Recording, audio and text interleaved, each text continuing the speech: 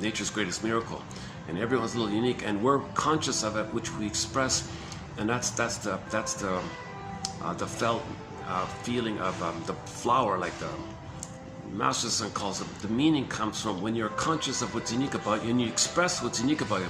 That's the meaningful, or the path with heart, or the ethical living, or the virtuous moral living. Like it could have the genius for that. So there's a whole wide range of capacities and gifts and treasures of having your authentic self, and there's pain to not have that. So if the trauma takes place and our budding beauty froze up early on, and there's a pain in the neural circuit, okay, the system seeks to repeat. That's the nature of trauma. Polly B. Russell, our lead author on this topic, says, think of them as synonymous. Trauma creates the compulsion to repeat. Due to the trauma, we're going to repeat. So we're repeating, hoping for a better past, undo the past, correct the past, get the love that should receive through the past, hope for a better past, get the love that we should have received in the past. We're always hoping for the proper love in the past. But there is time. Once again, that part of the brain doesn't know time. Monitor lizards don't know time. Okay, iguanas don't know time, etc. That part of the brain likewise doesn't know time. That spine, tip of the spine, amygdala, doesn't know time. And the trauma's there, and doesn't know time, and you got to repeat, and there's no time. So that's timeless, eternal, forever, timeless, infinite. It goes on forever like that. So the healing journey is to build your conscious mind, which understands time.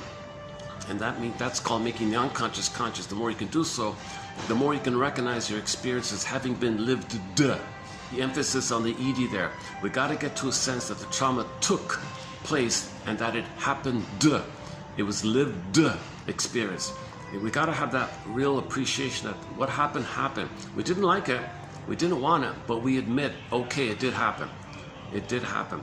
Now that's a key point. That's the key theory about healing. It's called mourning, when you can really appreciate that did happen, because you're going to admit all kinds of losses. Number one, your good loving mother died at birth. What a loss to lose your mother at birth. The physical mother is the same woman, but in the uterus she was a loving mother. But at birth, with birth trauma, the baby sees the mother as a wicked queen, okay, minotaur, monster, whatever. From the baby's perception, the good mother was good in the uterus, heaven, paradise, and all.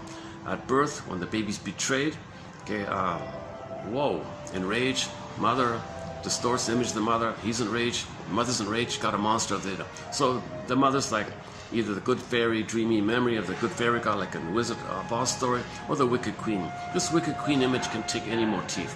It can vary in hundreds of thousands of ways. It's infinite. Just take a sheet of paper and draw something that's enraged and wants to gobble you up. Everybody's going to draw something a little unique. It can be a Medusa. Minotaur is a common one. Medusa is a common one. Medea could be a sea monster.